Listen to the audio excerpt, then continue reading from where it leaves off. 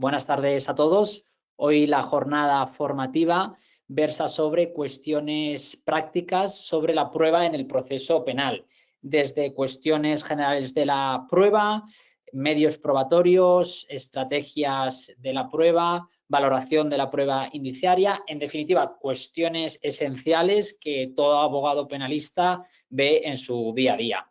Y qué mejor ponente que Fernando Pinto Palacios. Muchos ya le conoceréis, no es la primera jornada formativa en la que participa y desde AJA le queremos agradecer su disponibilidad. Pero para aquellos que no conozcáis a Fernando, es magistrado, doctor en Derecho y desde el año 2020 letrado del Gabinete Técnico del Tribunal Supremo en el área penal. Además, Fernando tiene una clara vocación por la docencia. Es por ello que es profesor asociado en diferentes, ha sido y es en diferentes universidades. Y también desde marzo de este año, el 2025, si no me equivoco, Fernando es el presidente de letrados del Tribunal Supremo. Por tanto, Fernando, una vez más agradecer que nos acompañes en el día de hoy y tienes la palabra. Muy bien, pues nada, buenas tardes a todos y muchas gracias, Víctor, por las palabras. Pues en primer lugar, agradeceros que hayáis contado conmigo nuevamente para esta jornada formativa. Igualmente, pues agradecer a toda la asociación, la agrupación de jóvenes abogados y al Ilustre Colegio de la Abogacía de Madrid por contar conmigo pues para hablar sobre cuestiones que afectan de lleno al proceso penal, en este caso sobre la prueba. Tengo una presentación, voy a darle a compartir y a ver, ahora creo que ya se ve, ¿no? ¿Se ve? Sí, ya la está compartiendo. Vale, a ver si puedo cerrar yo esto. Sí. Bueno, pues, pero no puedo cambiar, ¿no me deja cambiar? Sí, vale.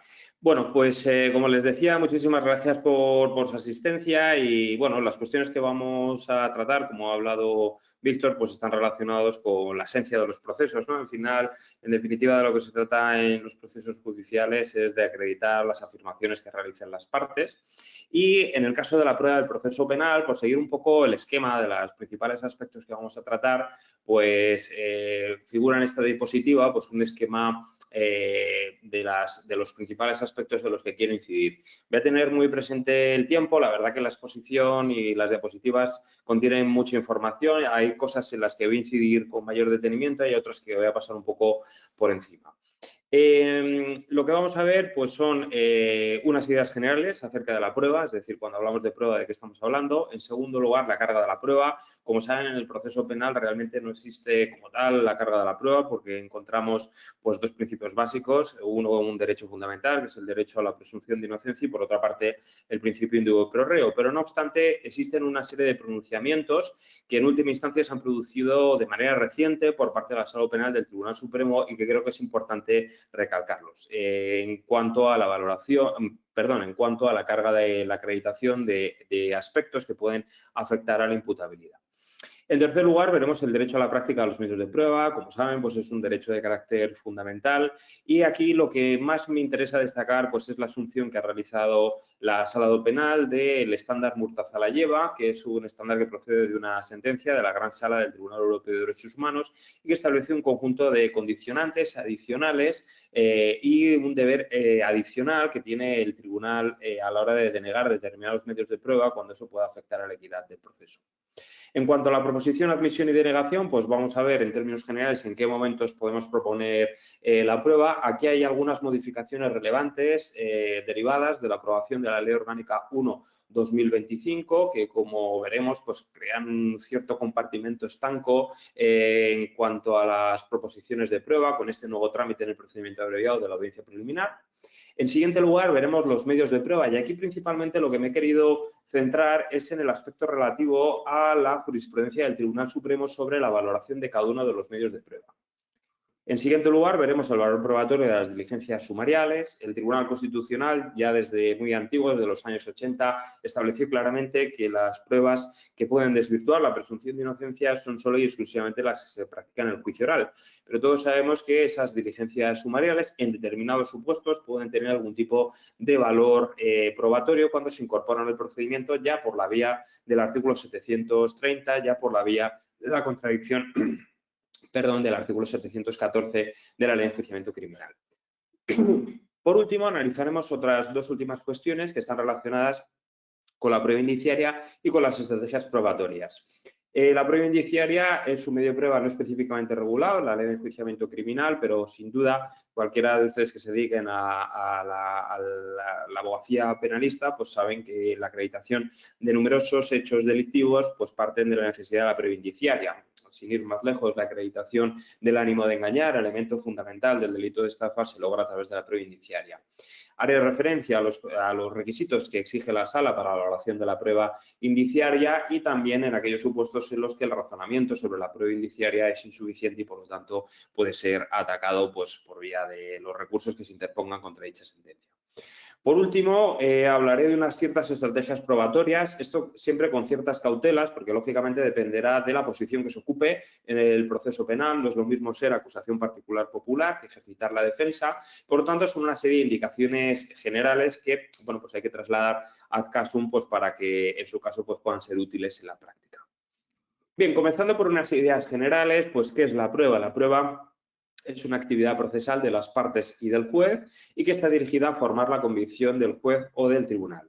Esto es una de las cuestiones que parece evidente, pero en muchas ocasiones yo, antes de ingresar en el gabinete técnico del Tribunal Supremo, estuve 10 años ejerciendo en un juzgado de primera instancia e instrucción, en Mahón, y en muchas ocasiones lo que percibía es que las alegaciones, sobre todo los informes finales que se hacían por parte del abogado, pues intentaban convencer al abogado de la parte contraria, ¿no? Esto en sí mismo es imposible porque los abogados cada uno defiende unos intereses concretos del cliente que se los ha confiado y, por lo tanto, no, toda la labor que desempeña el abogado en sala tiene que estar siempre destinada a una finalidad y es convencer al juez acerca de la bondad, de la certeza, de la corrección jurídica de nuestra tesis. El objeto del proceso penal es una dialéctica entre dos posiciones, entre la posición de la acusación y de la defensa, y el objeto del procedimiento, por lo tanto, versará sobre los hechos afirmados por las partes en los respectivos escritos de calificación provisional.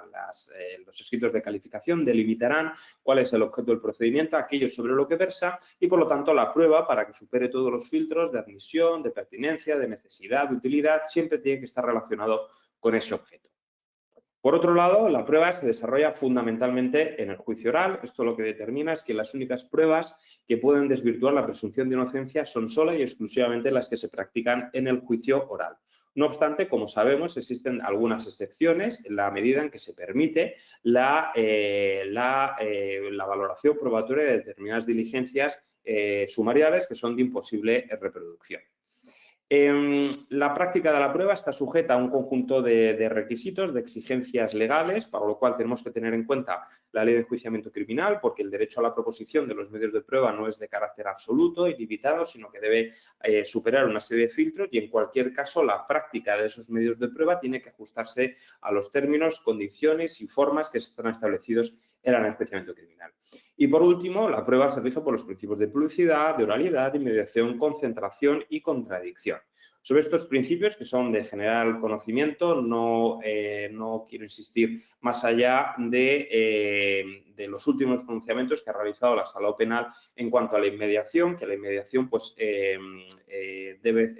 un medio a través del cual el órgano judicial toma conocimiento de la información que le transmiten los testigos, los peritos, las partes, los acusados en el procedimiento, pero eso no determina por sí mismo que la prueba obtenida por medio de inmediación sea una prueba cierta. Esto está relacionado con las facultades de revisión que tiene el órgano de apelación de la valoración probatoria realizada por el órgano de instancia, que ya desde la sentencia 136/2022, que es una sentencia especialmente relevante sobre el efecto devolutivo real que tiene el recurso de apelación, pues nos viene a decir que la inmediación no blinda la posibilidad de que el órgano de apelación, que no ha presenciado directamente la prueba, sino que la observa a través del vídeo, pues pueda obtener una valoración distinta a la realizada por el juez de instancia. Bien, partiendo un poco de estas ideas generales, pues pasamos a otra cuestión, que es la carga de la prueba. En el proceso penal tenemos un derecho fundamental, que es el derecho a la presunción de inocencia, y por lo tanto tienen que ser las partes acusadoras las que demuestren con certeza, más allá de toda duda razonable, la existencia del hecho delictivo, tanto en sus elementos objetivos como en sus elementos subjetivos.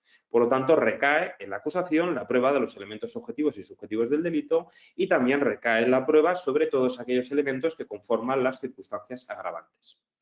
Desde el punto de vista de la defensa, pues en principio pudiéramos pensar que no hace falta acreditar nada en la medida en que la persona es inocente y tienen que ser las acusaciones las que ejerciten y pongan encima de la mesa, mediante la práctica de los medios de prueba convenientes, los elementos de acreditación suficientes para considerar que efectivamente se han cometido el delito y que la persona respecto a la cual se formula la acusación efectivamente ha participado en el mismo.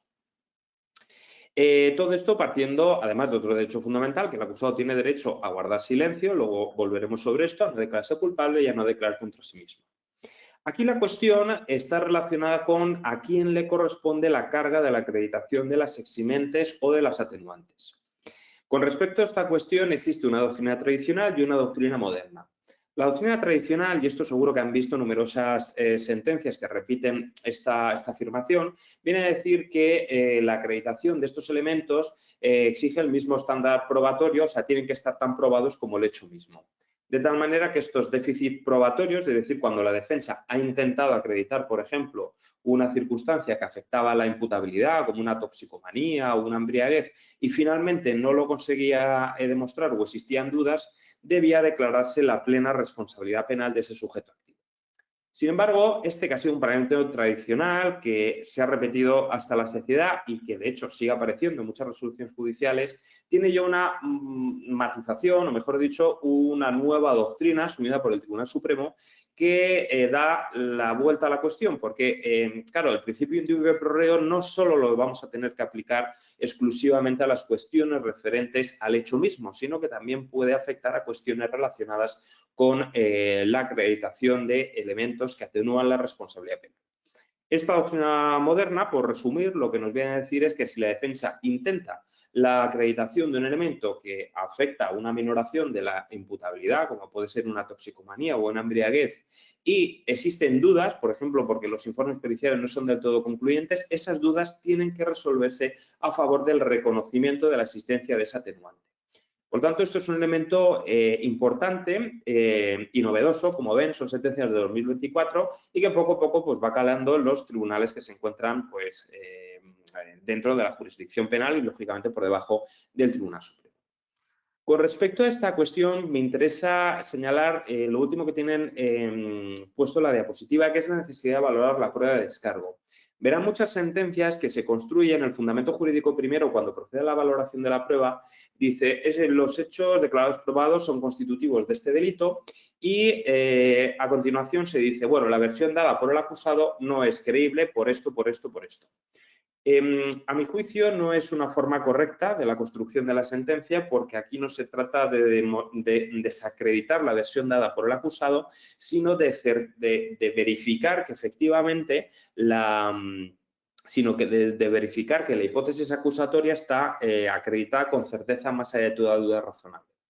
Esto está directamente relacionado con la necesidad de valorar la prueba de descargo. Es decir, en numerosas resoluciones judiciales, el juez tiene la clara convicción de que la persona frente a la que se ha formulado la acusación es efectivamente culpable y, por lo tanto, dice, bueno, es culpable por la declaración de la víctima, estos elementos de corroboración, estos testigos de referencia, este informe médico. Pero luego tiene que haber un apartado adicional donde haya una valoración de la prueba de descargo, porque además el Tribunal Supremo ha dicho que eso es una exigencia derivada del respeto a la presunción de inocencia. No se puede solo valorar la prueba de cargo para afirmar que efectivamente está acreditado el hecho, sino que también hay que valorar esa hipótesis alternativa o esa línea de defensa esbozada por la defensa. Con respecto a la carga de la prueba, otra matización importante en el ámbito de la responsabilidad penal de la persona jurídica. Aquí tenemos una sentencia de pleno, la famosa sentencia bisiesta de 29 de febrero, que fija pues, la doctrina de la sala penal y que se ha ido repitiendo en las sucesivas sentencias que ha dictado la sala en materia de responsabilidad penal de la persona jurídica. Como saben, en esta sentencia, pues la posición mayoritaria consideró que que es la acusación la que tiene que acreditar la ausencia o el carácter ineficaz de los programas de cumplimiento normativo, mientras que existen otros magistrados que formularon un voto particular que consideraron que esto tenía una naturaleza de eximente y que, por lo tanto, debería ser acreditado en su caso por la defensa.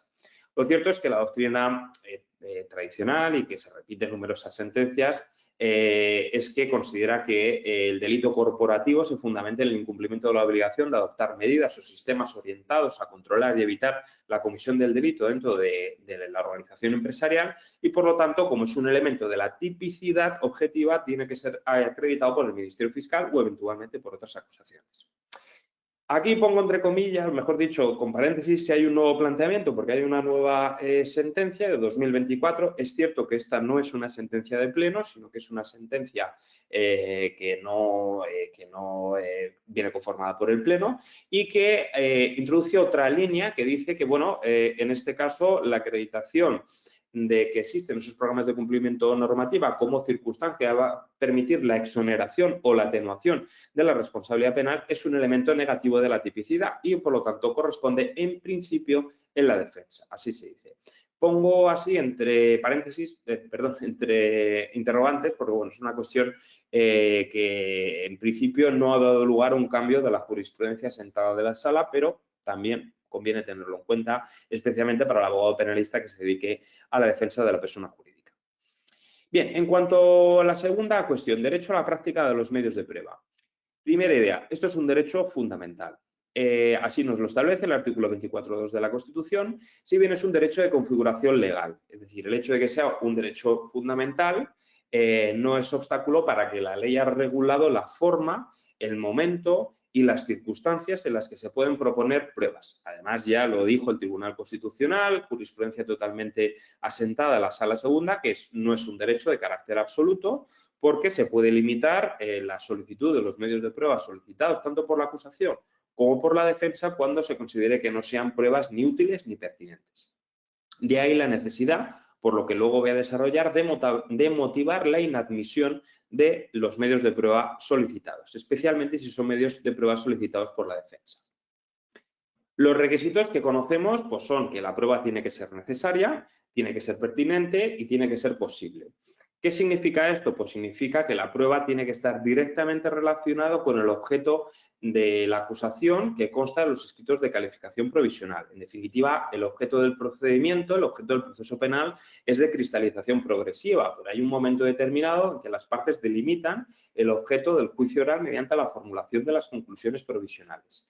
Ahí es donde el juez va a tener que relacionar esos hechos que constan, esas afirmaciones, mejor dicho, que constan en el escrito de acusación o el escrito de calificación provisional con los medios de prueba propuestos por las partes para ver si efectivamente están directamente relacionados con los mismos para superar ese juicio de necesidad y de pertinencia. A esto hay que añadir, tienen aquí la referencia una sentencia que es antigua, es un criterio que no se ha repetido en muchas ocasiones en la sala, pero que interesa recalcar, y es que además la prueba tiene que ser posible. ¿Por qué? Porque en determinados supuestos se produce la circunstancia de que hemos admitido un testigo que es pertinente, que es útil, que está relacionado con el objeto del procedimiento, pero no hay manera de localizar al testigo. Se han agotado todos los medios posibles de localización, a través de la policía, del punto neutro, de averiguaciones domiciliarias, etc. En este caso, lo que dice el Tribunal Supremo en esta sentencia es que la prueba también tiene que ser posible. Si no es posible, no se puede suspender de forma indefinida el juicio oral porque están en juego dos derechos fundamentales, el derecho a la presunción de inocencia y el derecho a un proceso sin dilaciones indebidas.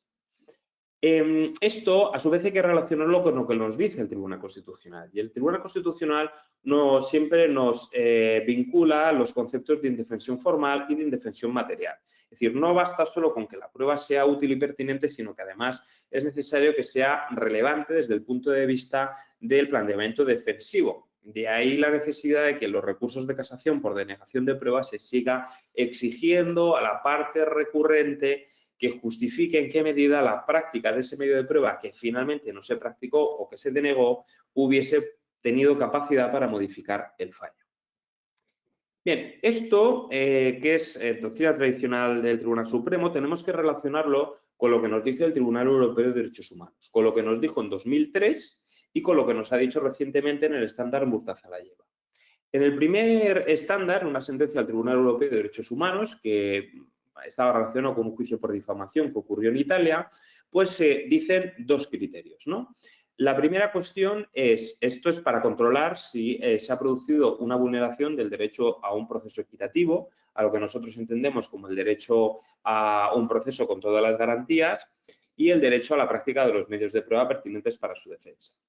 Bien, en esto los criterios del estándar PERNA es, ¿se ha fundamentado esa solicitud de prueba y su importancia para la manifestación de la verdad?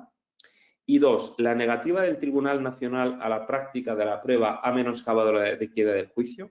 Es decir, si la denegación de ese medio de prueba rompe la igualdad de armas que tiene que existir en el plenario, podemos estar vulnerando o afectando al derecho a un proceso con todas las garantías y el derecho a un juicio equitativo. Estos dos filtros se tienen que complementar con el tercer filtro, que es el estándar Murtaza-Layeva, que es una sentencia que se resolvió, bueno, estaba implicado Rusia.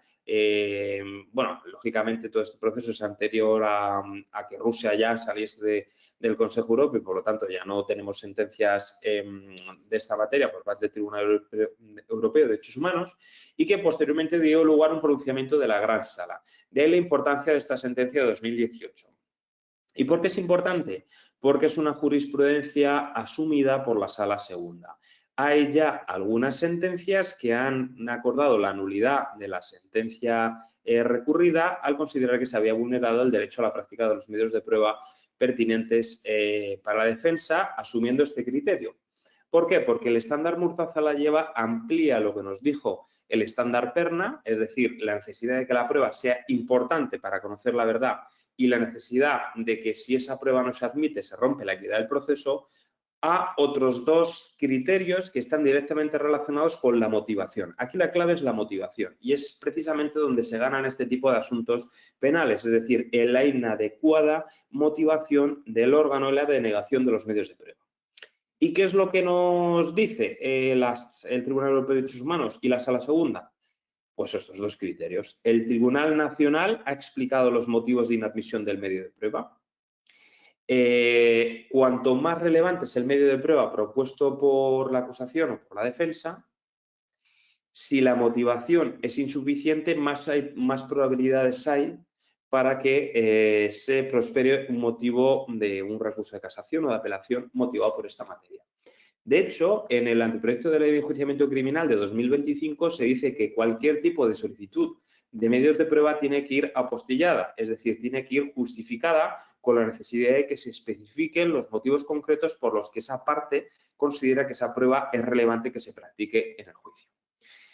Otro aspecto importante del estándar Murtaza-Layeva es que se amplía no solo a pruebas que están relacionadas con el hecho, sino a medios de prueba de los que pueda esperarse razonadamente que refuerce la posición de la defensa, es decir, es lo que serían pruebas periféricas no relacionadas con el hecho. Por ejemplo, en un delito de violación, pues la prueba directa es la declaración de la víctima.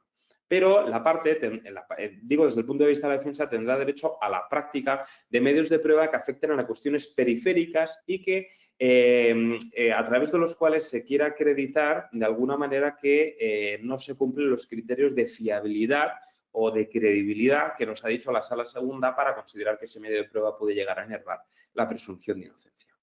Esto ya es una cuestión asumida por la Sala y bien motivado y bien fundamentado, pues puede dar lugar a la estimación de un recurso por esta materia. Ya por terminar este bloque, quiero destacar esta sentencia, la sentencia 736-2022, porque la jurisprudencia tradicional de la Sala, como ya les he comentado anteriormente, parte de la necesidad de que el recurrente acredite en el recurso que en el caso de que se hubiese practicado ese medio de prueba, se podría haber modificado el fallo. Esto, como todos los que llevamos años dedicados a esto, pues sabemos que es un juicio hipotético y de difícil acreditación. Entonces, aquí el Tribunal Supremo da un paso más allá y dice que hay que huir de estas fórmulas hipotéticas, porque claro, podremos tener 5 testigos de la acusación que digan que esa persona se encontraba en dicho lugar, mientras que luego hay un testigo de la defensa que no ha declarado porque fue inadmitido, pero el tribunal puede dar mayor valor probatorio a ese testigo de la defensa porque reúnen en él determinadas condiciones que no reúne el de acusación y por los que se le otorga mayor capacidad convictiva o mayor valor probatorio, como es, por ejemplo, el hecho de que ese testigo propuesto por la defensa no tiene ninguna vinculación por las partes, es un tercero imparcial. De ahí que hay un paso más allá, hay que indagar a la jurisprudencia del Tribunal Supremo sobre estas cuestiones porque algunos asuntos empiezan, bueno, pues a ganarse por esta cuestión, especialmente cuando cuando consagran una desigualdad absoluta entre los medios de prueba propuestos a una parte y a la otra parte. Bien, seguimos con proposición, admisión, denegación y adhesión. Aquí tenemos, como les he dicho antes, algunas modificaciones importantes derivadas de la Ley Orgánica 1/2025 y la configuración de la nueva audiencia preliminar. ¿Qué tenemos? En cuanto a la proposición, ¿cuándo puedo proponer prueba en el proceso ordinario? Pues se propone de ordinario pues en los escritos de calificación provisional. Aquí la gran pregunta es si se puede proponer con posterioridad. Como sabemos, en el antiguo procedimiento abreviado, digo antiguo, anterior a la Ley Orgánica 1/2025, se decía en el procedimiento abreviado que al comienzo del juicio oral se podían proponer medios de prueba que llevase la parte y que pudiesen practicarse en el acto. Es decir, yo me llevo al testigo, se lo pido al tribunal y si el tribunal me estima la pretensión, pues el testigo ya declara en el juicio oral. Y claro, aquí la cuestión es si esa norma la podemos trasladar al sumario. La cuestión es que la ley de enjuiciamiento criminal esto no lo contempla. Pero claro, el Tribunal Supremo, por eso les pongo ahí esta referencia y creo que es interesante la lectura, porque esta sentencia viene a decir que es cierto que el ordinario y el abreviado no son lo mismo, pero que el ordenamiento jurídico procesal penal tiene que tender a una unificación. Porque es cierto que en muchas ocasiones las diferencias que existen entre una y otra cosa pues carecen de justificación. Es decir, ¿por qué no existe un trámite de cuestiones previas en el proceso ordinario? Algunos tribunales lo dan, otros no lo dan porque no lo contempla la ley.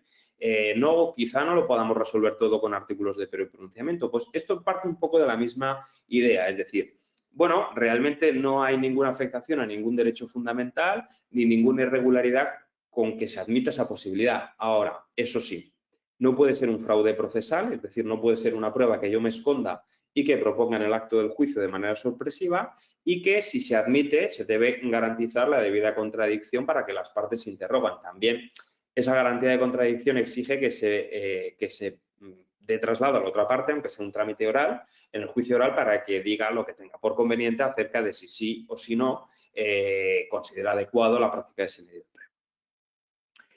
¿Qué ocurre en el abreviado? Pues en el abreviado podemos proponer prueba en el escrito de acusación y en el escrito de defensa. ¿Pero también vamos a poder proponer prueba en la audiencia preliminar? Sí. La audiencia preliminar, resumiendo, es un trámite intermedio entre que el asunto se manda por parte del juzgado de instrucción al órgano de enjuiciamiento y la celebración del juicio oral. Es decir, se ha creado un trámite intermedio que viene a ser algo así como la audiencia previa en el juicio ordinario civil, cuyo objeto pues, es sanar un poco el proceso, si existe algún tipo de irregularidad, de vulneración de derechos fundamentales, de cuestiones previas, etcétera. Básicamente, estas audiencias preliminares se están limitando en la mayor parte de los casos pues, a 3 cuestiones, que son resolver la admisión de la prueba, la posible conformidad y el señalamiento de la fecha de juicio.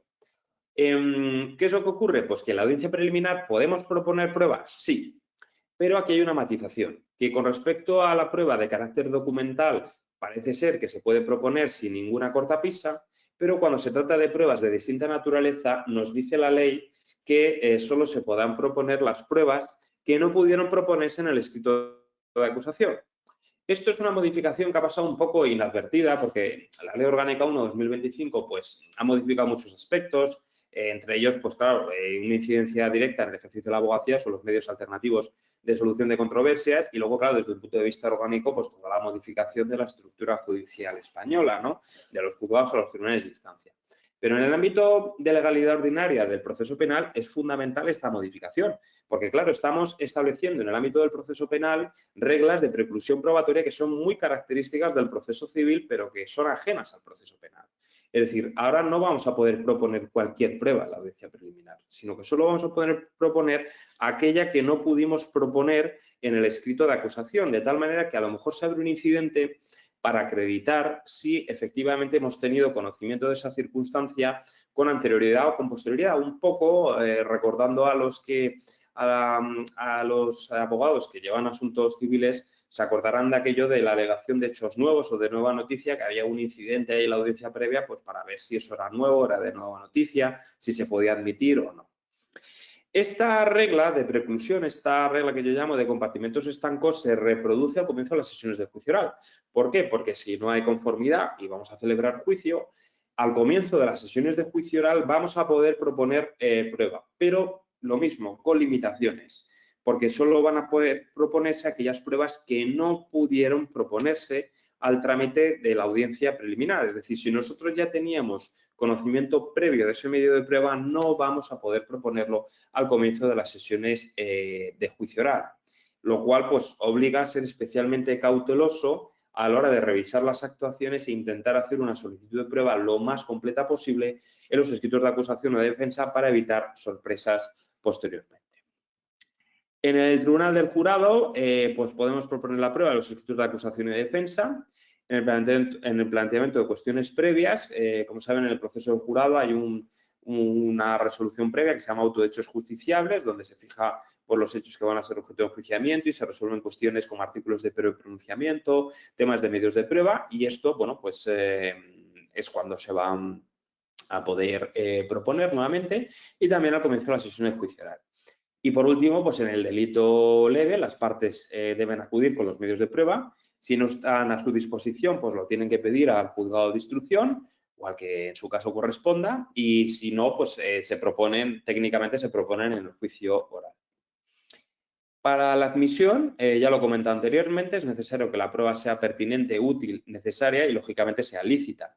Si nos encontramos ante una prueba de carácter ilícito, pues la parte contraria, lógicamente, lo va a discutir y se puede abrir un incidente en diversas fases del procedimiento, pero en el caso del procedimiento abreviado está previsto específicamente en la audiencia preliminar que se pueda alegar la cuestión referente a la vulneración de derechos fundamentales, dentro de los cuales pues, podemos incluir todas las cuestiones referentes a la licitud de la prueba, de tal manera que en esa audiencia preliminar, si la cuestión es compleja, pues el tribunal puede diferir la resolución, si no la puede hacer en el acto, puede decir, oye, determinados medios de prueba, por ejemplo, el acceso que se ha realizado por parte del empleador al ordenador del empleado, es ilícito, vulnera el derecho a la intimidad, porque no se ajusta al estándar Barbulescu, porque se ha hecho un análisis indiscriminado de la información, lo que sea, pues eso no va a resultar admisible. ¿Cómo se deniega? Pues se deniega por medio de una resolución frente a la cual no cabe recurso, solo cabe formular protesta. Aquí pues tienen un poco los distintos momentos temporales en los que en función del tipo de procedimiento, en los que se deniega el medio de prueba. Y realmente a mí lo que me interesa destacar en esta diapositiva es que no tenemos recurso, pero tenemos que formular protesta. Y esa protesta va a ser fundamental porque luego vamos a poder formular recurso de apelación y para poder fundamentar el recurso de apelación o eventualmente el recurso de casación vamos a tener que acreditar que hemos formulado protesta porque es la primera cuestión que se va a observar en este tipo de motivos de quebrantamiento de forma.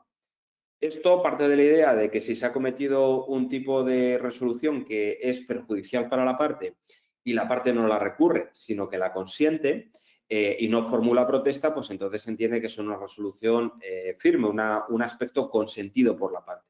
Entonces, si no formulamos protesta, vamos a perder esa oportunidad. Y luego, como saben, desde la Ley 41/2015 tenemos plenamente asumido en la jurisdicción penal la doble instancia, de tal manera que si yo pido una prueba en la audiencia provincial, la audiencia me la deniega, formulo protesta, luego voy a tener que reiterar esa solicitud de prueba en apelación para que se practique ese medio de prueba indebidamente admitido, indebidamente inadmitido. ¿Qué es lo que ocurre? Pues que si no hago eso, es decir, si no formulo recurso de casación por ese quebrantamiento de forma, por denegación de medio de prueba en apelación, luego no voy a poder hacerlo en casación. Y sobre esto, un breve paréntesis. Hay una sentencia de pleno de la Sala Segunda. La sentencia, creo recordar, es, digo así un poco de memoria, 487-2025, que sienta, es una cuestión que ya estaba totalmente asentada, pero bueno, reforzada por una sentencia de pleno, diciendo que es doctrina consolidada, según la cual no pueden acceder a casación en las cuestiones que no se plantearon en apelación. Tradicionalmente existían las excepciones de que se tratase de una vulneración de derechos fundamentales o una infracción de ley constatable directamente por el examen de las actuaciones. Pero, no obstante, la jurisprudencia cada vez es más restrictiva con los per saltum, con las alegaciones que se formulan ex novo en instancias superiores. Por lo tanto, importante, recalcar la necesidad de formular protesta y hacer valer esa cuestión en el recurso de casación, perdón, en el recurso de apelación, porque si no en casación, pues no lo vamos a poder defender. Por último, para terminar este bloque, creo que es importante hacer referencia a la figura de la adhesión, porque a mi juicio es una figura totalmente problemática y que provoca no pocas sorpresas y perjuicios en los procedimientos. En muchas ocasiones, la defensa o la acusación, o sobre todo ocurre en la acusación particular, dice: me adhiero a la prueba propuesta por el Ministerio Fiscal, aun cuando el mismo renuncie. Bueno, atención con esta cuestión, porque, claro, puede ocurrir, pongamos un ejemplo, en el que el Ministerio Fiscal renuncie a la declaración de un testigo. Y, claro, tú como acusación particular te ves privado de la prueba porque tú no has propuesto ese medio de prueba, simplemente te has adherido al medio de prueba propuesto por el Ministerio Fiscal. Esto puede plantear problemas porque nos vamos a quejar al tribunal, vamos a solicitar el medio de prueba, pero el tribunal, si aplica lo que está diciendo la Sala Segunda, nos va a decir que no. ¿Por qué? Porque esto ya se ha planteado en la sala y dice que la adhesión no es una proposición de prueba en tiempo y forma y, además, cito textualmente, no está legitimado para protestar por la no práctica de una prueba que él no había propuesto. Por lo tanto, la fórmula de la adhesión, sobre esto volveré posteriormente a analizar las estrategias probatorias, a mi juicio hay que desterrarla. Es decir, si yo quiero proponer un testigo, pues lo que hago es proponer el testigo, pero no me la juego a que otro lo haya propuesto, no va a ser que luego renuncie, porque a veces, bueno, pues hay renuncias por estrategias de defensa y nos veamos privados de ese medio de prueba. Bien, con esto pasamos a los medios de prueba. Aquí, como les he comentado anteriormente, lo que quiero destacar es lo que nos dice el Tribunal Supremo sobre valoración de medios de prueba. Los medios de prueba ya sabemos cuáles son: la declaración del acusado, testigos, peritos, inspección ocular, y aquí lo que quiero destacar es lo que nos va diciendo el Tribunal Supremo sobre cada uno de estos medios de prueba. Entonces, con respecto a la declaración del acusado, pues nos encontramos ante el silencio. Aquí la sala pues asume la conocida doctrina Murray, que dice que no se puede considerar que el acusado es culpable por el hecho de haber optado por guardar silencio. En el proceso penal, dada la existencia del principio de presunción de inocencia, no se puede aplicar ni la ficta confessio ni las reglas de valoración tasada de la prueba que existe en el proceso civil, que dice que si no respondes a las preguntas o dar respuestas evasivas o no concluyentes, pues se puede considerar como probado aquellos hechos en los que hayas intervenido personalmente y cuya fijación como ciertos te sea enteramente perjudicial. Eso es una cuestión del proceso civil que, desde luego, no podemos traer al proceso penal. El Tribunal Supremo parte de la base de que el silencio del acusado no es un indicio alguno de culpabilidad. Es decir, el hecho de que no se manifieste el acusado o que no contesta determinadas preguntas no puede inferir la culpabilidad. Es cierto que hay algunas sentencias que hablan de que puede ser valorado para reforzar la tesis de la acusación siempre que exista prueba de cargo, y otras que no. Bueno, el caso es que realmente la idea es que el silencio como tal no puede fundamentar el pronunciamiento condenatorio, pero si es abrumadora la prueba de cargo y el acusado no contradice de alguna manera esa cuestión, pues puede ser valorado como un elemento adicional. A mi juicio, el silencio debe ser algo neutro y, por lo tanto, ni suma ni resta. Es una estrategia probatoria, es una estrategia de defensa y ya está. No se puede inferir ni deducir nada del silencio. De hecho, en el anteproyecto de ley de enjuiciamiento criminal de 2025 y de todos los que ha habido con anterioridad, siempre se ha repetido la idea de que la declaración del acusado solo la puede proponer la defensa y que el hecho de que la defensa no proponga la declaración de acusado carece de cualquier tipo de consecuencia procesal. Segundo aspecto, declaraciones en sede policial. Esto es una cuestión ya que viene de antiguo, un acuerdo del Tribunal Supremo que dice que carecen de valor probatorio. Es decir, lo que el acusado manifieste en sede policial no tiene ningún tipo de efecto probatorio. No se va a poder incorporar por la vía de 730, porque el 730 está limitado a declaraciones sumariales, por lo tanto no policiales. Tampoco es un objeto de contraste en base al 714 y la única excepción son los datos objetivos. Siempre pongo el ejemplo de una persona que la detienen por el secuestro de otra persona y hace manifestaciones en sede policial que no tienen valor probatorio, pero dice la persona secuestrada está en este sitio. Va a la policía y se encuentra allí a la persona secuestrada. Bueno, ese dato objetivo no se puede olvidar. O sea, ese dato objetivo no puede desaparecer. Lo que nos dice el Tribunal Supremo es que permite constituir un hecho base, es decir, nos movemos en el prueba indiciaria, que requiere que esos agentes declaren sobre esa circunstancia objetiva. Lo que no vamos a poder proponer es la declaración de los agentes para que nos digan qué es lo que dijo el acusado, lógicamente con carácter incriminatorio, en fase policial. Eso está totalmente prohibido ya desde antiguo, pero bueno, me interesa recalcar. ¿En qué momento puede declarar? Bueno, aquí tenemos esta sentencia del Tribunal Supremo ya superado por la Ley Orgánica 1/2025. Simplemente por apuntar la idea de que en esta sentencia pues se fijaba, se reflejaba una solicitud de la abogacía penalista de que el acusado declarase en último lugar. ¿Por qué? Porque cuando declaras en último lugar ya sabes lo que han declarado todos los que en teoría son prueba de cargo y por lo tanto, bueno, pues esto creo que era más ventajoso desde el punto de vista del derecho de defensa. Hay numerosos recursos de casación que se han planteado en esta materia diciendo, bueno, yo lo pedí al tribunal y el tribunal lo denegó y por lo tanto se me ha causado indefensión. Bueno, todos estos recursos ninguno se ha estimado porque, claro, aquí partimos de la base de lo que he dicho anteriormente. No solo hace falta indefensión formal, sino indefensión material. Y, claro, es muy difícil acreditar una indefensión material por el hecho de haber declarado en primer lugar y no haber declarado en último lugar. Esto ya afortunadamente lo tenemos resuelto porque la Ley Orgánica 1/2025 nos dice que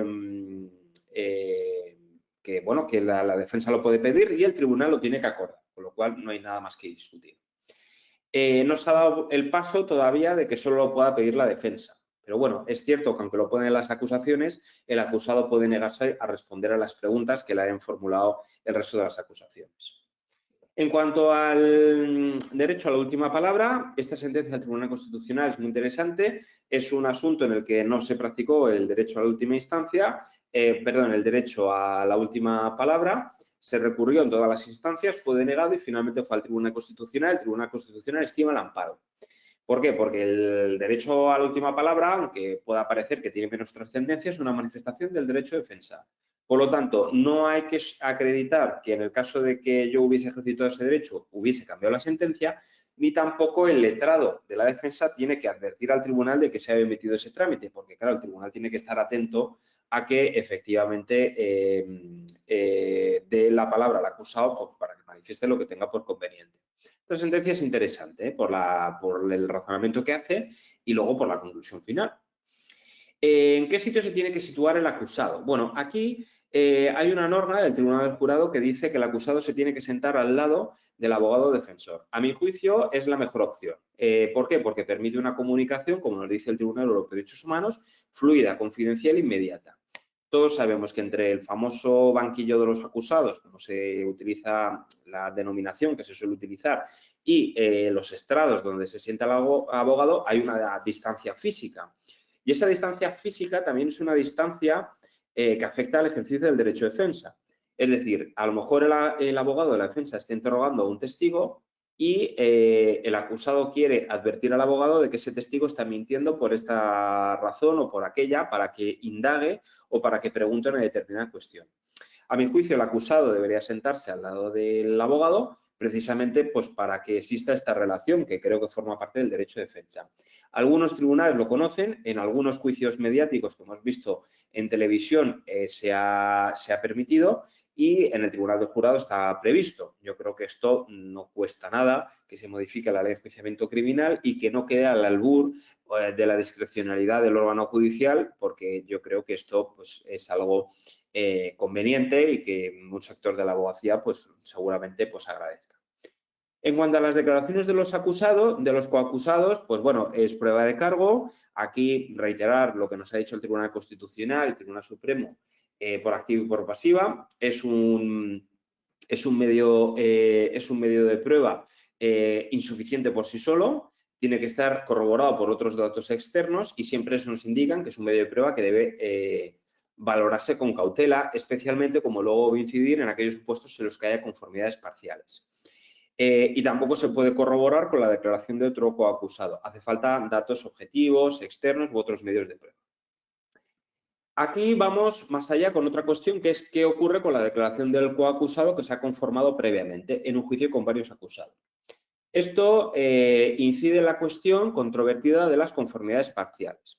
Aquí tenemos dos cuestiones. Primera cuestión, ¿el Tribunal Supremo admite las conformidades parciales? La respuesta es sí. Hay varias sentencias, pero cito aquí una sentencia donde trata esta cuestión con bastante profundidad. La base de la conformidad parcial es que, claro, no sé si en una causa, por ejemplo, de drogas hay 30 acusados y 28 se quieren conformar y 2 no, lo que dice el Tribunal Supremo con toda lógica es que no se puede hipotecar el derecho de defensa de los 28 acusados por la actitud procesal que tengan los otros que no se quieren conformar, porque cada uno es libre de ejercitar el derecho de defensa. Es decir, desde el punto de vista de la abogacía penalista, pues en ocasiones se puede decir, bueno, prefiero amarrar una condena a una pena menor con posibilidad eventual de una suspensión en la ejecución a arriesgarme a una penalidad superior. El problema es que esto se podía haber solucionado con la Ley Orgánica 1/2025, pero no se ha solucionado y es más, el debate que existe sobre la cuestión va más allá hasta el punto de considerar que realmente lo que se ha hecho ha sido prohibir.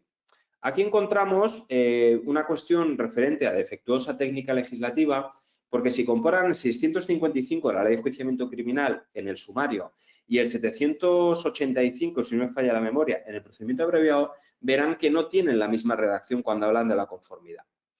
Lo que nos dice el 655 es que también se celebrará el juicio cuando unos acusados se conformen y otros no. Pero el 785 no dice nada. De hecho, hubo una enmienda para modificarlo y permitirlo, pero esto finalmente no pasó al texto. Entonces, ¿qué escenario tenemos actualmente? Pues la circular de la Fiscalía General del Estado dice que hay que hacer una interpretación integradora, que la conformidad exige un reconocimiento de hechos de todos los acusados y, por lo tanto, no existe amparo legal si hacemos una interpretación literal de la ley en base a la existencia de conformidades parciales. ¿Cómo se podría solventar? Pues que se haga el juicio y haya un reconocimiento de hechos mediante práctica de prueba por parte de los coacusados que se quieran conformar. Pero conformidad strictu sensu, es decir, conformidad de, bueno, sí, reconozco los hechos, acepto esta pena, etcétera, bueno, pues la circular dice que no es posible y, bueno, pues vamos a ver cómo se desenvuelve esto porque, claro, en macrocausas, pues agiliza, lógicamente, pues la labor de desarrollo del juicio oral. Todo esto sin perjuicio de los eventuales problemas que se plantean, que a lo mejor algunos acusados se conforman, otros no, el tribunal valora prueba y al final tiene que absolver a los no conformados y a los conformados, como consecuencia de que, por ejemplo, pues había una prueba ilícita cuyos efectos de la declaración de nulidad irradian a todos, incluso a los conformados. Entonces, bueno, en fin, esto plantea sus dilemas. Aquí me interesa destacar que al coacusado, el Ministerio Fiscal, lógicamente, le va a interrogar para que incrimine a los coacusados que nos han conformado. Hasta ahí todo correcto, pero nosotros como abogados de la defensa no vamos a poder interrogar a ese coacusado conformado sobre los motivos por los que ha prestado conformidad. Lo que vamos a poder es preguntarle sobre los hechos, sobre el objeto del procedimiento, la implicación que se produce con respecto a nuestro cliente, etc. ¿Qué más? Voy acelerando, que veo que me quedan pocos minutos y bastantes cuestiones. Declaraciones espontáneas. ¿Pueden valorarse como prueba de cargo? Sí, pero claro, para que se valoren como prueba de cargo tienen que ser espontáneas. Espontáneas es que la policía vaya a hacer una intervención o vaya a detener a una persona y esa persona manifieste, como su nombre indica, de forma espontánea, que sí, que ha cometido los hechos o que su intención no era dañar, etcétera. Tiene que producirse siempre al margen de un interrogatorio formal y, lógicamente, lo que no valen son las trampas. En el Estado de Derecho no valen las trampas ni los atajos y lo que no se puede obtener es una confesión postergando la lectura de derechos o la información que procede en su condición de investigado o de detenido. Esto hay que valorarlo caso por caso, es un aspecto problemático y siempre el punto clave es que esto tiene que ser espontáneo, ni inducido ni al margen de una... O sea, ni provocando, o sea, ni provocando la declaración ni, lógicamente, esquivando las garantías constitucionales y legales que le asisten a todo investigado. Con la declaración testifical, bueno, de los policías es prueba de cargo. Lo que nos viene a decir el Tribunal Supremo es que no tienen, esto es un proceso penal y por lo tanto no tienen ningún plus de veracidad derivado de su declaración testifical. Es cierto que en ocasiones se dice que son funcionarios públicos, imparciales, ejercer su función, todo eso es correcto, pero no por el hecho de ser policías hay que creérselos, ni mucho menos. Hay que valorar lo que declaran y de la forma en la que declaran. En cuanto al testigo de referencia, ¿cuándo es prueba de cargo? Pues puede ser una prueba complementaria o una prueba subsidiaria. Prueba complementaria porque refuerza lo acreditado. Pensemos en toda la delincuencia relacionada con delitos sexuales. Es habitual las testificales de referencia, es decir, el acusado, la víctima refiere los hechos a un amigo y se trae ese amigo al juicio para que nos diga lo que le dijo la víctima. Y también puede ser prueba subsidiaria, por ejemplo, cuando el testigo ha desaparecido, haya fallecido, etc. Los informes periciales en el sumario, en principio, se tienen que hacer por 2 peritos, pero ya nos ha dicho el Supremo que si los hace un solo perito, ello no es nulo por sí mismo. Otro aspecto importante que ha incidido la Sala Segunda es que si el informe pericial se ha realizado por un perito y luego otro lo ha ratificado, esto es muy habitual en los sumarios, por ejemplo, en un sumario por unas lesiones, por un delito de agresión sexual, por ejemplo, no hay que partir de la fungibilidad, es decir, no todos los peritos son iguales. No es lo mismo el perito que examina a la víctima e informa que el perito que observa el informe realizado por el primer perito y suscribe lo que dijo el primero. No es lo mismo, porque yo como parte tengo derecho a interrogar al primero, porque es, como dice la jurisprudencia, el perito genuino. El segundo es un ratificador de lo que nos ha dicho el primero. En cuanto a la prueba pericial, puede surtir valor probatorio, aunque no se ratifique.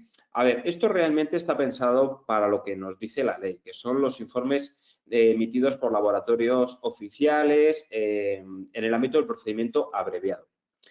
Lo que pasa es que hay alguna sentencia, bueno, de hecho, prácticamente yo creo que solo hay una, esta de 2016, que dice que cuando son informes periciales que se aportan en instrucción y nadie dice nada, es decir, nadie los impugna, ni los critica, ni se propone su medio de prueba en el plenario, pues podemos entender que hay una aceptación tácita de lo que se dice en ese informe pericial y que, por lo tanto, puede ser valorado como prueba documental.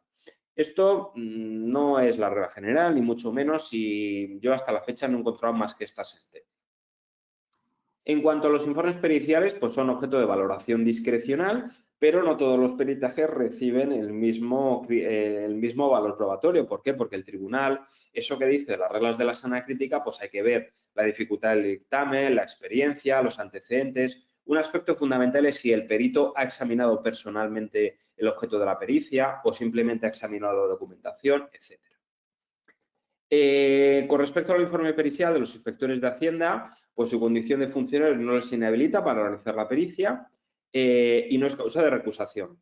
Esto es lo que nos dice la Sala Penal, pero abro un breve inciso porque hay un par de autos, no tengo ahora la referencia de 2025, de la Sala Tercera, que es normalmente a la que la Sala Segunda mira en cuestiones tributarias, que han fijado como interés casacional objetivo para que el tribunal dilucide si se puede mantener esa condición de dictamen pericial cuando se ha realizado por inspectores de Hacienda, que lógicamente están integrados dentro de la estructura de la agencia tributaria, que es parte acusadora a través de la abogacía del Estado en los procedimientos de defraudación tributaria. Veremos qué es lo que se resuelve, porque, claro, lo que se resuelve en esa Sala Tercera pues puede tener incidencia en la Sala Segunda. Y, por último, las periciales jurídicas en principio no se admiten porque el objeto de las periciales son los conocimientos científicos, artísticos, técnicos y el derecho lo conoce el tribunal.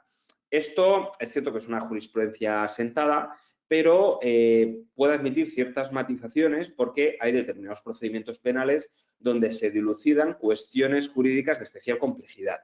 y como puede ser, pues por ejemplo, en un delito de defraudación tributaria, determinar si determinados ingresos obtenidos por determinada persona, pues se pueden imputar como rendimientos de capital o derechos de imagen o lo que sea.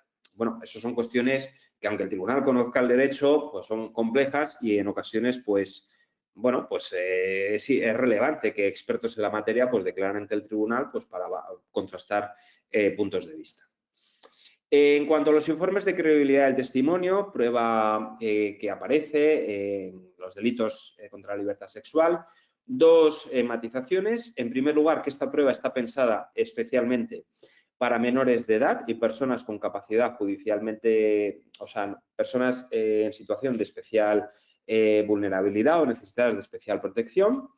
En principio, la sala reacia a que se admitan respecto de mayores de edad, salvo que concurra algún tipo de alteración en la percepción o algún tipo de condicionante psiquiátrico o psicológico. Y el hecho de que no se practique esta prueba tampoco provoca ningún tipo de indefensión. Esto es un clásico que se suele alegar en este tipo de procedimiento diciendo, bueno, lo solicité, me lo denegaron. Y bueno, la sala dice que esto pues, es una prueba adicional, pero que no es una prueba que haya que practicar en todo momento. Y además siempre se recalca que la valoración de la prueba corresponde al tribunal. Y por lo tanto, las cuestiones sobre la fiabilidad o la credibilidad de la víctima las dilucida el tribunal de forma conjunta. Y de tal manera que las conclusiones de estos dictámenes no son para nada vinculantes para el tribunal sentenciador.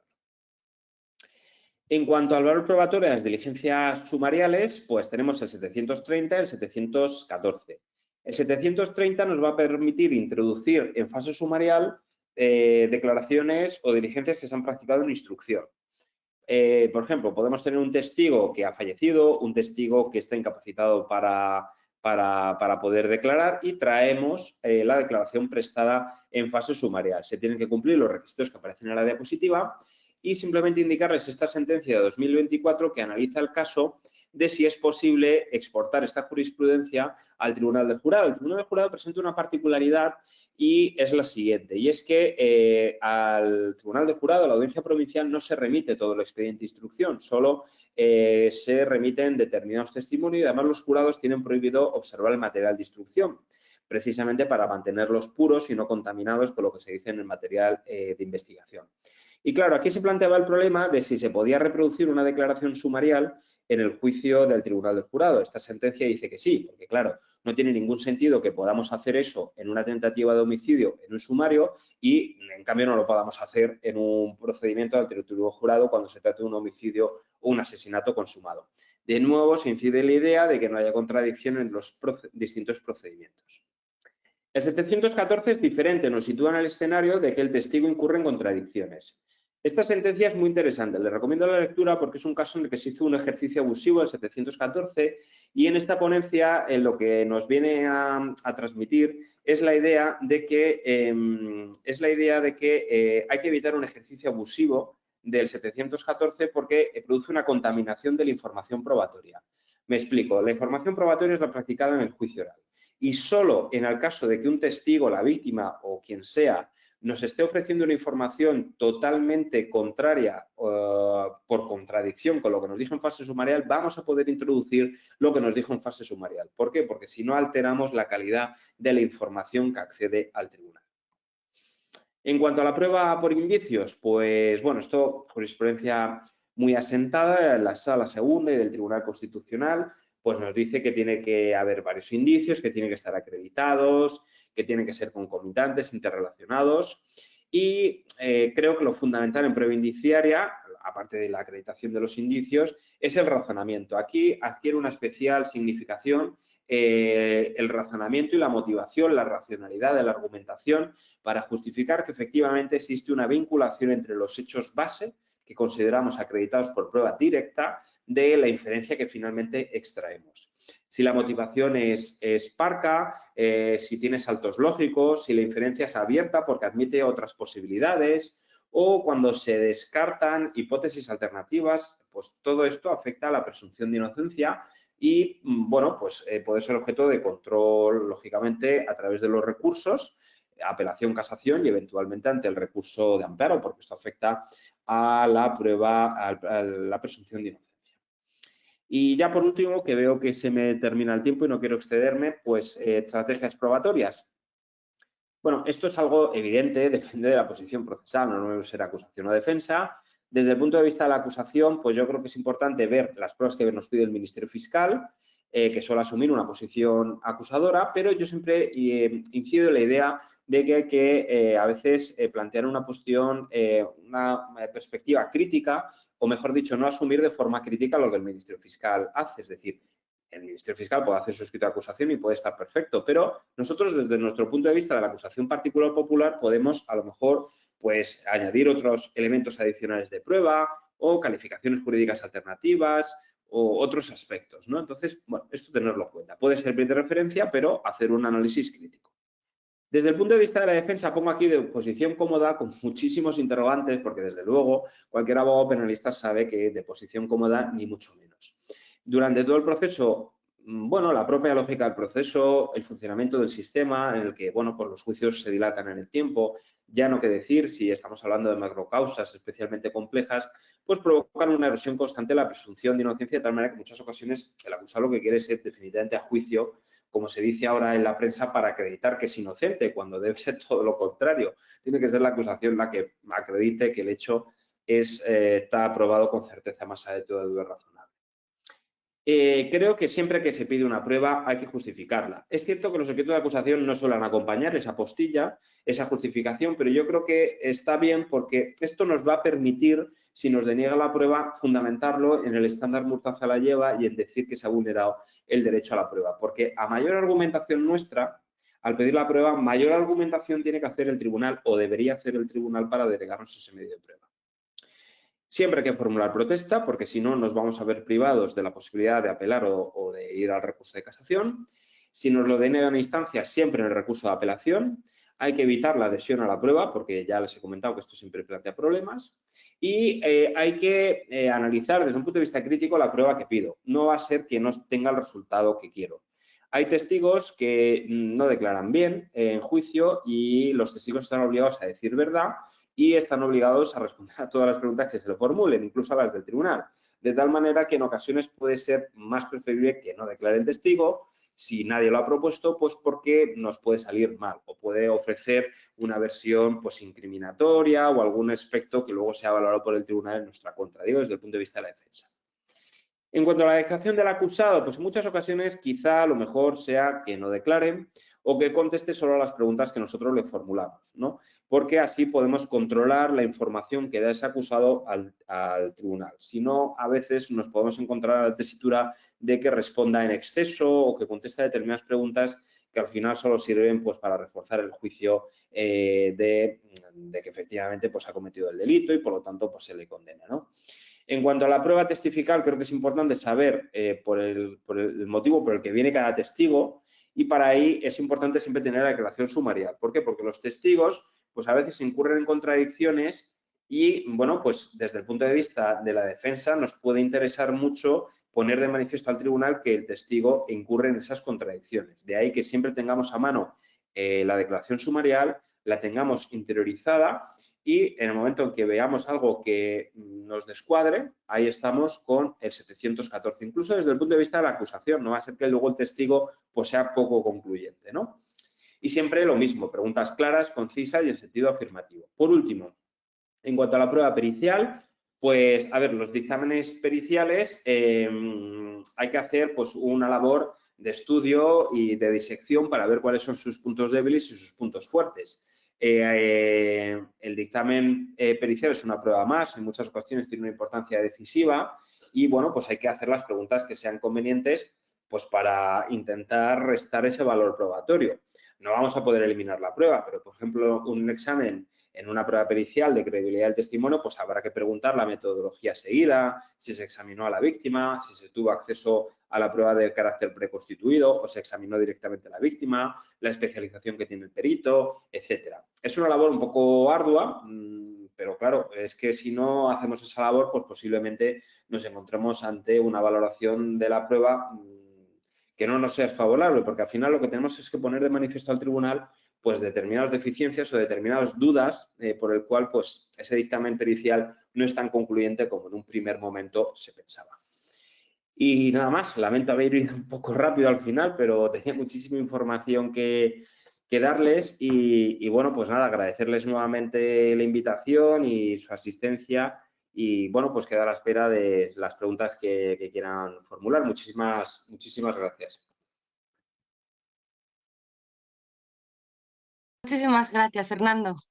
Efectivamente, vamos a pasar ahora al turno de preguntas. Han estado llegando varias preguntas durante la jornada y también decir que muy interesante la jornada, que nos ha llegado mensajes también sobre eso. Muy bien, gracias. Comienzo con la primera pregunta. La primera pregunta que le hacen es, si en el juicio no se localiza la víctima, ¿se decae el juicio? Perdón, si en el juicio no. Si no se localiza a la víctima, ¿se decae el juicio? O sea, entiendo que quiere decir se suspende el juicio. Habrá que pedirlas, claro, si la víctima no por ejemplo, en un delito contra la libertad sexual, que es bueno, pues una prueba fundamental, la prueba reina en este tipo de delitos, pues si no viene, está debidamente citado, pues habrá que pedir, el Ministerio Fiscal, como parte acusadora, pues pedirá la suspensión. Y lo normal es que se conceda. Claro, habrá que ver si está correctamente citada, si existe algún motivo para esa incomparecencia y valorar todo eso, pero bueno, sí, en principio, claro, hay que suspender.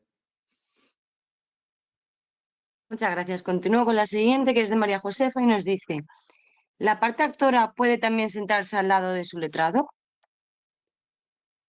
La acusación, pues en principio eso no está previsto. En el tribunal del jurado está previsto la comunicación directa del abogado con su acusado, pero en ninguno de los proyectos que se han realizado del enjuiciamiento criminal se contempla la otra posibilidad. Porque claro, la acusación particular, cuando uno ejerce la acusación particular y, por ejemplo, pues lleva a la víctima de un delito de agresión sexual o un delito de lesiones, esa víctima comparece en el proceso como testigo. Entonces, el testigo pues no tiene una ubicación como parte junto al abogado. Quedaría limitado exclusivamente al acusado.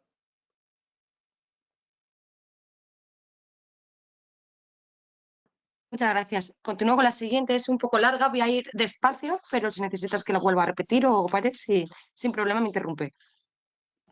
Dice, Fernando, entonces, ¿las manifestaciones espontáneas a la policía debe ser antes de las presuntas entrevistas reservadas? Porque anda que no hay atestados, por ejemplo, en Biogen, donde dicen, nos entrevistamos con las partes y posteriormente procedemos a leer dichos derechos y ponerle los grilletes. En mi caso, entiendo que en el momento que se acude a un domicilio con la denuncia e idea de detenerle, deben informarle por qué están ahí. Espera, continúo, que es muy larga y tengo que seguir bajando. Por qué están ahí los derechos que le asisten. Antes de esa entrevista, para después tener la entrevista reservada con su abogado. Esto a nivel básico, porque después de la práctica hay detenciones donde se exceden las 3 horas para llamar a su abogado. Está el policía preguntando al detenido, buscando sacar información. Que Vale. dicha información no, es que es larga. Que dicha información nunca está en los atestados y después buscan la forma de realizar la investigación. En fin, esta segunda parte solo se solucionaría si en instrucción los jueces fueran más valientes en estimar habeas corpus, pero la inercia y las guardias y la carga de trabajo no ayuda. Vale, bueno, con respecto al tema de las declaraciones espontáneas, como su nombre indica, pues tienen que ser espontáneas. Si los agentes si se presenta una denuncia de violencia de género y la policía acude, o sea, se inicia un atestado y la policía acude a un domicilio para proceder a la detención, ahí es muy difícil admitir que lo que diga el acusado sea una manifestación espontánea por el hecho de que en el momento de la detención hay que proceder a la lectura de derechos, entre ellos, pues el derecho a no declarar contra sí mismo y a no declararse culpable. Para que esto efectivamente sea así, pues los agentes de policía van a tener que declarar en el juicio y, claro, nuestro interrogatorio como letrados de la defensa va a tener que versar sobre las condiciones en las cuales el acusado, el investigado, efectuó esas manifestaciones para comprobar que efectivamente son espontáneas. En el caso que se plantea la pregunta, si la persona está detenida en calabozo, si el policía le hace preguntas, eso desde luego no es espontáneo ni nada. Esa persona, desde el mismo momento de la detención o de la imputación, está amparado por todo el conjunto de derechos del artículo 24 de la Constitución, 118 o 520 de la Ley de Enjuiciamiento Criminal, con lo cual valga la expresión, está blindado en la medida en que lo que diga, desde luego, no puede ser utilizado en su contra, y si se admite la declaración testifical de los agentes y los agentes declaran acerca de lo que el acusado ha dicho en el calabozo, a mi juicio eso no puede, o sea, puede ser que se diga, pero desde luego eso no puede ser valorado en ningún caso como prueba de cargo.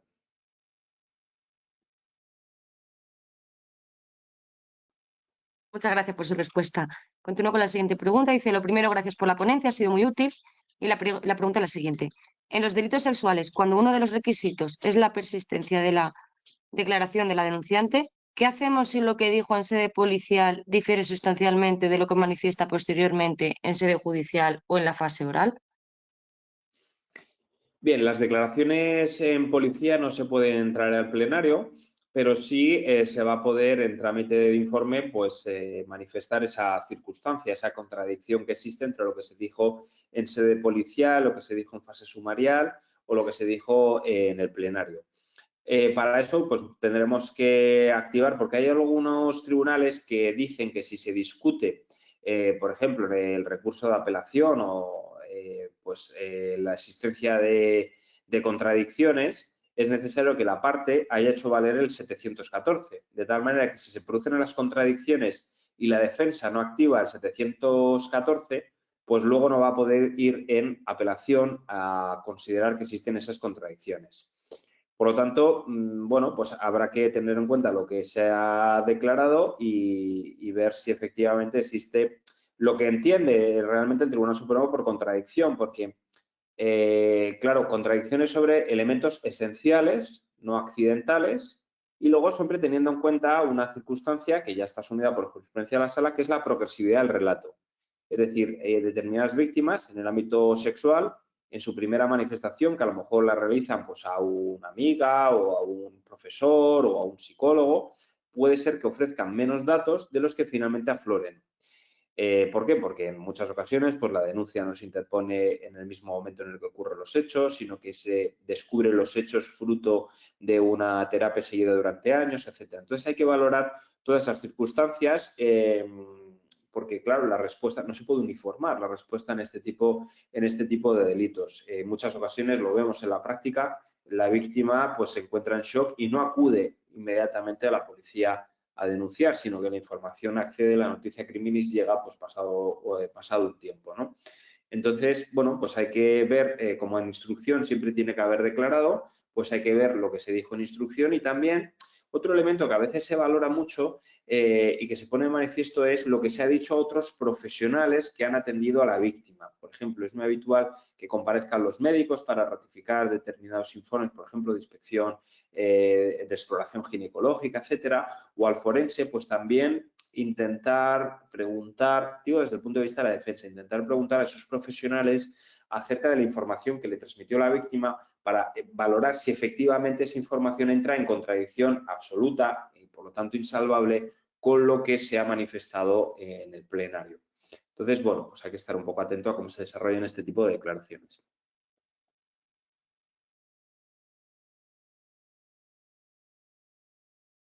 Gracias, Fernando. Continúo con la siguiente. Nos dicen, ¿cuál es el peso real de las declaraciones preconstituidas frente a la prueba practicada en juicio? Bueno, las declaraciones preconstituidas, desde la Ley Orgánica 8/2021, la modificación que hubo de la Ley de Enjuiciamiento Criminal, son obligatorias, o sea, se tienen que hacer sí o sí cuando se trata de menores de 14 años o de personas necesitadas de especial protección. De tal manera que cuando estamos hablando, por seguir un poco el ejemplo de delitos sexuales cometidos sobre menores de 14 años, el juez de instrucción está obligado sí o sí, porque dice la ley en todo caso, a realizar la prueba preconstituida. Esto plantea unas indudables ventajas desde el punto de vista de la víctima, a la medida que hay una victimización, una menor victimización secundaria, como es lógico, pues porque no tiene que exponer su versión de los hechos en repetidas ocasiones. Y luego también desde el punto de vista de la calidad de la información probatoria, porque los hechos se relatan una única vez. Claro, también desde el punto de vista de la defensa, la cuestión referente a la persistencia de la incriminación pues queda un poco disminuida, ¿no? En la medida en que, claro, solo hay una declaración con valor probatorio. Es cierto que en ocasiones en estas declaraciones preconstituidas se hace referencia también a lo que se dijo pues en policía o a lo que se dijo a otros profesionales, intentar contrastarlo. Pero bueno, resumiendo, la prueba preconstituida, en el caso de menores, es obligatoria y se reproduce en el juicio oral y tiene los mismos efectos que si declarase en el plenario. Para eso hace falta su reproducción en base al 730 de la Ley de Enjuiciamiento Criminal.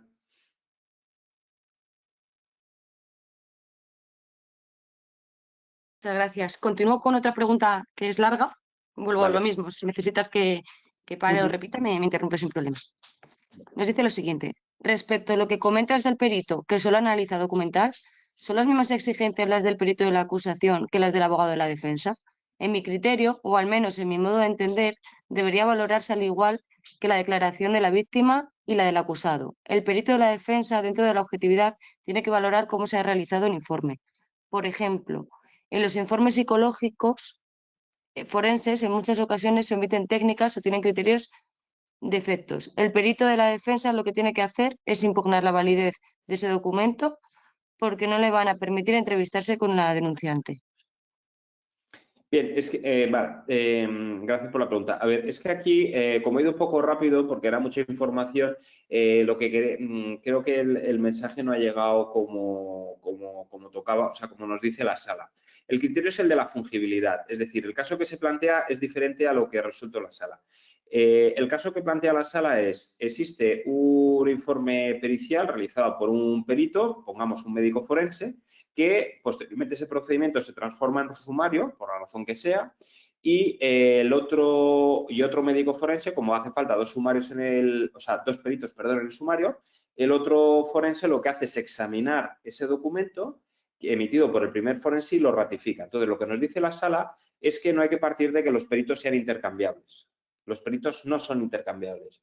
¿Por qué? Porque nosotros, como abogado de la defensa, pues tenemos a lo mejor interés en que ese concreto perito, que es el primero, declare en el juicio, no declare el segundo. ¿Por qué? Porque el segundo solo ha ratificado lo que dijo el primero, mientras que el primero examinó toda la documentación y vio a la víctima.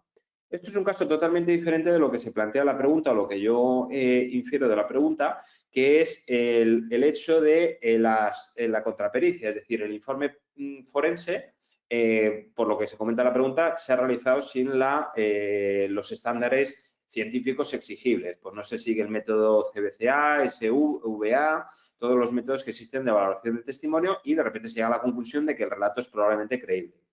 Claro, pero ahí sí, claro, como abogados de la defensa, nosotros lo que podemos hacer es aportar una contrapericial, otra prueba pericial, y esa prueba pericial de la defensa lo que va a hacer es, lógicamente, contradecir la argumentación o la metodología o las conclusiones extraídas por parte del médico forense, pero son cuestiones diferentes. Entonces, sí, nosotros, claro, como abogados de la defensa, nuestra labor es eso, que es intentar contradecir pues, las conclusiones mediante la aportación de una prueba pericial adicional que nos diga, bueno, es que la metodología es inadecuada o está contaminado el relato o el relato es sugerente o lo que sea. Sí.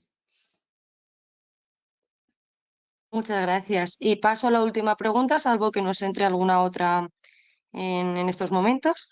La última pregunta sería de Miriam y dice, buenas tardes. Si se ratifica la víctima en instrucción sobre la denuncia en comisaría y luego se contradice en el juicio, ¿sí se le puede preguntar por la denuncia, verdad? ¿O la ratificación básica no es suficiente? Claro, es que esto es un usus fori que en ocasiones se hace, que es que comparece la víctima o el perjudicado en fase sumarial y se le pregunta, ¿usted se afirma y ratifica lo que dijo la policía? Y dice, sí. Claro, pero la declaración sumarial nunca puede quedar en eso, porque si queda en eso es como si no quedara en nada, porque la declaración policial carece de cualquier tipo de valor probatorio. Es decir, una buena declaración, digo ahora, me pongo en el papel de la acusación particular, ¿no? Como abogado de la acusación particular no debo permitir eso en fase sumarial. ¿Por qué? Porque me puedo encontrar un problema posterior. En la medida en que en la declaración sumarial, aparte de esa coletilla de se afirma y ratifica lo que dijo en declaración policial, tiene que poner, bueno, pues efectivamente ocurrió esto y lo detalle, porque es que si no voy a poder activar el 714 porque hay contradicciones en la fase de juicio oral y a mí me interesa pues recalcar lo que se dijo en instrucción pues para que el tribunal pondere y le otorga valor probatorio. Entonces ahí hay que estar atento pues, para que la declaración sumarial sea, como su nombre indica, una declaración, porque es una declaración, no es una ratificación de lo que se dijo, eso es otra cuestión. Entonces, bueno, pues hay que estar atentos a esa circunstancia pues, para evitar problemas futuros. Muchas gracias, Fernando. Pues esa ha sido efectivamente la última pregunta. Y bueno, en nombre de los asistentes, que han sido varios los mensajes que han llegado, darle las gracias por esta ponencia. Y de parte de la Abogacía Joven, muchas gracias por haber estado aquí con nosotros. Esperamos volverte a ver pronto. Muy bien, pues nada, muchísimas gracias a todos los asistentes. Espero que haya sido interesante y ameno. Y bueno, pues muchísimas gracias también a la agrupación de jóvenes abogados por haberme invitado. Ya sabéis dónde estoy para colaborar en otras ocasiones. Muchas gracias. Hasta luego, buenas tardes. Gracias, hasta pronto.